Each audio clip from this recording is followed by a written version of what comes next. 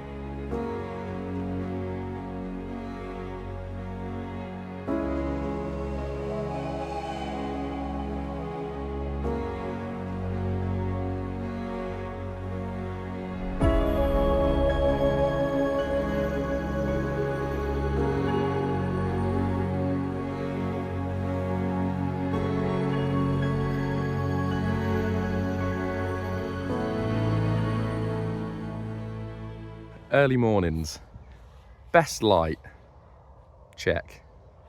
It's usually the coldest and stillest part of the day, which means that it's optimal conditions to hopefully get some fog around, which can add tons to a photo. And it's also really good to try and get breath coming out of a stag. I mean, I've got breath coming out now, but with stags, their body temperature seems to be incredibly high at this time of year, so it doesn't really have to be incredibly cold for you to be able to get that breath. And the other benefit about coming out so early is if you come into a deer park, they tend to be extremely busy. And if you get out early, you get those first couple of hours of light, you tend to beat the crowds.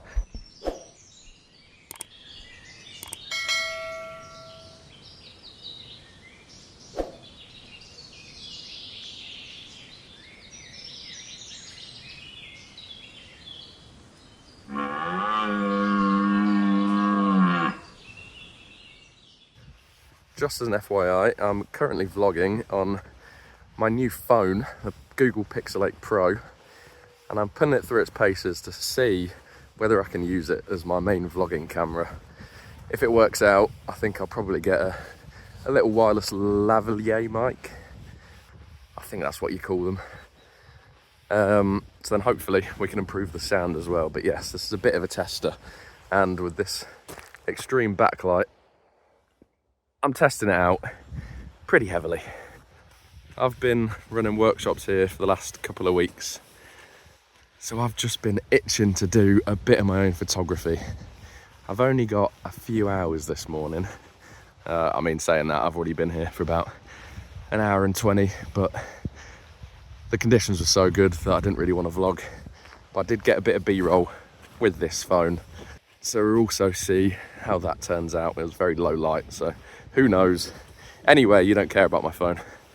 I'm here with my OM-1, and I've got the 40 to 150 2.8 on and a 1.4 extender. I think I need to get a 100 to 400 in my kit bag, because it's just not quite long enough with this extender, and I do seem to lose a bit of quality. And with more video that I'm doing, I just need that flexibility of a long zoom, I think. But enough of the tech talk. I have only got about another hour and a half. I'll either have shown you or will be showing you what I've managed to get this morning. It's been mostly backlit, trying to utilise the mist, doing some silhouette photos this morning. The mist, as you can see, has disappeared. Hopefully you can see. So I've come up to this area where there's a load of bracken that's got shades of brown, a bit of green left. So let's see if we can get anything here. Fingers crossed.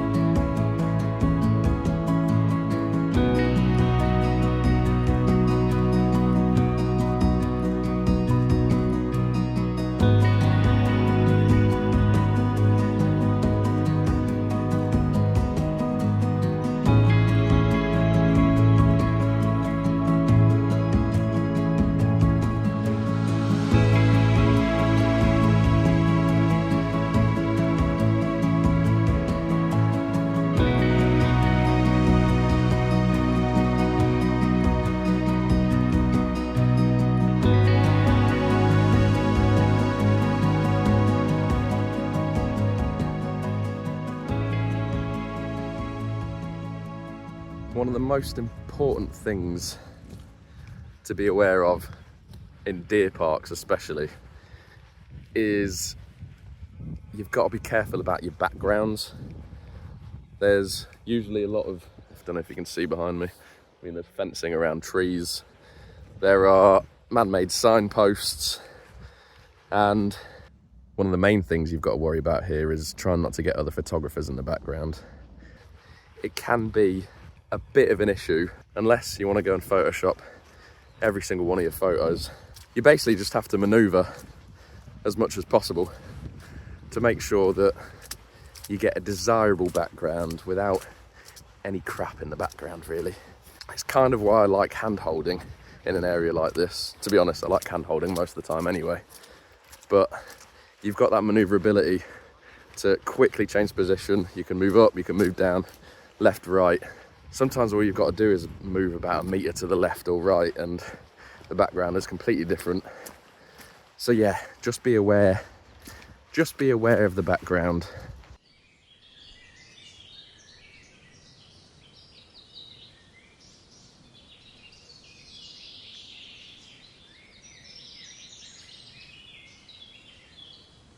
So what I'm trying to do here, particularly in this location, is try and work a little bit with foreground blur using this grass. I've been trying to use a bit of bracken as well, just to try and create a bit of separation between, well, the foreground and the stags. I think if, like me, and you don't have a lot of time at a specific location, you've got two choices really. One is to go around and try and take as many different photographs as possible. That's what I'm doing. The other option is have one photograph in mind and then just wait for the 3 hours that you might have to try and nail that specific photo. Listen, if you've got one photo in mind, that is absolutely ideal, but I kind of just wanted to show you different types of photos that you can get. Typically this morning I've been doing a lot of backlit shots. I always tend to go that way for some reason, but I'm forcing myself to try and do things a little bit different. So yeah, for the foreground blur, that's what I'm going to be trying to do here for the next 10-20 minutes. We'll see how we go on.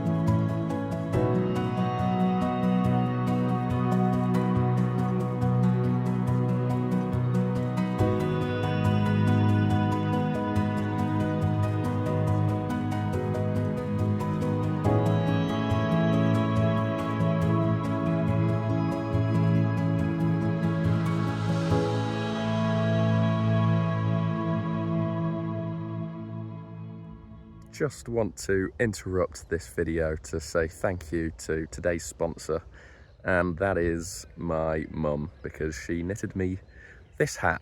She doesn't technically sell anything, but I'm sure if you asked her, she'd be more than willing to knit something for you.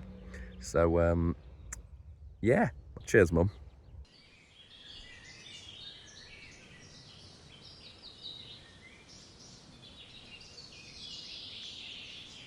There's two fairly opposite things that you can concentrate on during the deer rut, and you can do both on the same morning. One is obviously to look out for specific behaviours. You get bellowing stags, and you also, if you're lucky, get the stags actually rutting at each other. But the other thing you can do somewhere like this is, it's when the stags are quite sedentary. So you can look out for how the light is hitting antlers. If the stags are under trees, then you can work with the dappled light through the trees. If the light's really harsh or not so harsh, you can obviously go for silhouettes or just hugely underexpose, and it'll essentially just push everything into dark apart from the areas that the light's hitting. So yeah, look out for behaviours, but also give a bit of a chance to doing a few portraits using the light. Hopefully I'll be able to show you a few examples.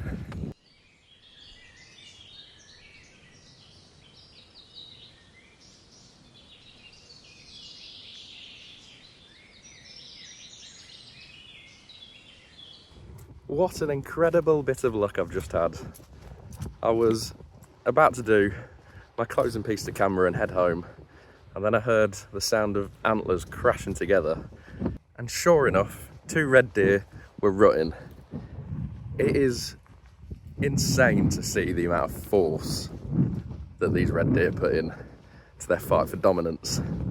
Madness.